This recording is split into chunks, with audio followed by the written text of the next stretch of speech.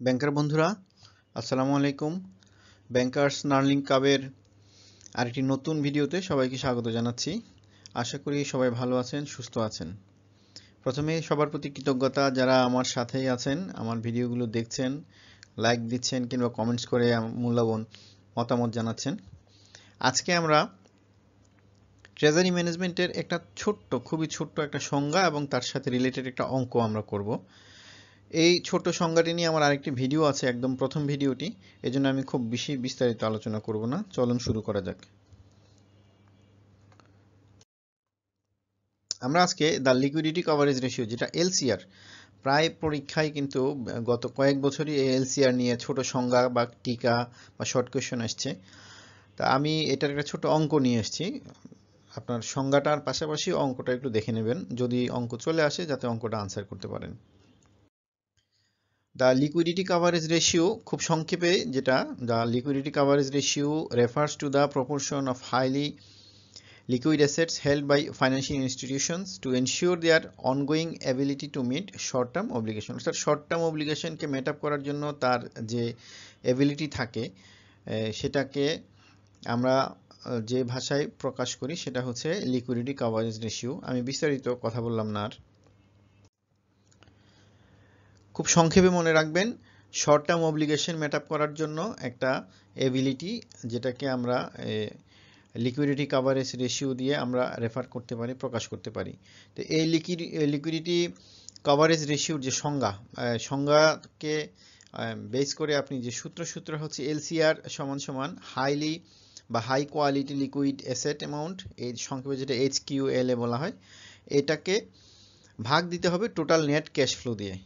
অর্থাৎ অঙ্কে যদি একটা ক্যাশের ইনফ্লো আউটফ্লো থাকে, সেটা থেকে নেট ক্যাশ ফ্লো বের করতে হবে, দেন হাই কোয়ালিটি লিকুইড অ্যাসেট যেটা থাকবে সেই অ্যাসেট অ্যামাউন্টকে ভাগ দিতে হবে ক্যাশ আউটফ্লো দিয়ে। আর ক্যাশ আউটফ্লো বা নেট ক্যাশ আউটফ্লো দুইটাই সেম। আপনি খুব সংক্ষেপে যদি অঙ্ক করেন, যে নেট ক্যাশ আউটফ্লোটা হবে, এটা সূত্র হচ্ছে যে total cash outflow minus total cash inflow. আমরা একটু পরে সেটা দেখব। আর এই যে হাই কোয়ালিটি লিকুইড অ্যাসেট বের করার কিন্তু অনেক বড় সূত্র আছে, অনেক বড় অঙ্ক আছে, কিন্তু ট্রেজারি ম্যানেজমেন্টে আমার ধারণা যদি অঙ্ক দেয় 5-6 নাম্বারের, সেখানে এই এত বড় মানে HQLA বের করার এত বড় অঙ্ক সেটা সাধারণত দেবে না। এটা আপনার ফাইন্যান্সের অঙ্কে সাধারণত আসতে পারে। তা আমরা মনে রাখবো, প্রশ্নটা দেখবো, দেখলে বুঝবো। সূত্রটা মনে রাখার চেষ্টা করবো। প্রথমে সংজ্ঞাটা, এরপর সূত্র হচ্ছে এলসিআর সমান সমান high quality liquid asset amount divided by total net cash flow. আর টোটাল নেট ক্যাশ ফ্লো বা টোটাল ক্যাশ আউটফ্লো দুটাই সেম। আমি আলাদা করে দেখিয়েছি এই জন্য, যাতে আপনারা পরীক্ষার প্রশ্নে যদি আলাদাভাবে আসে, যদি কনফিউজ না হন। এই ক্যাশ ফ্লো এবং outflow, net cash outflow same জিনিস। তো net cash outflow equal to total cash outflow minus total cash inflow. আমরা একটা অঙ্ক দেখি। অঙ্কে কি বলা হচ্ছে দেখেন, balance sheet of ABCD bank, we found that the total cash inflow amount is 73 million, total cash outflow amount is 120 million, and a stock of high quality liquid asset 111 million. Calculate the liquidity coverage ratio. একটা ছোট্ট অঙ্ক। আমরা এর আগে যেটা পড়েছি, liquidity coverage ratio বা LCR সমান কি বলেছি, HQLA অর্থাৎ হাই কোয়ালিটি লিকুইড অ্যাসেটকে ক্যাশ ফ্লো দিয়ে ভাগ করতে হবে। তো এখানে আমি যেটা নিয়ে আসছি, নেট ক্যাশ আউটফ্লো আর টোটাল নেট ক্যাশ আউটফ্লো একই জিনিস। অর্থাৎ এই যে cash flow, net cash outflow দুটা একই জিনিস, এই জন্য আমি এখানে ছোট্ট করে নিয়ে এসেছি, এটা অঙ্কে লেখার দরকার নেই। তো প্রথমে আমরা নেট ক্যাশ আউটফ্লো বের করব। নেট ক্যাশ আউটফ্লো সূত্র হচ্ছে টোটাল ক্যাশ আউটফ্লো বিয়োগ টোটাল ক্যাশ ইনফ্লো।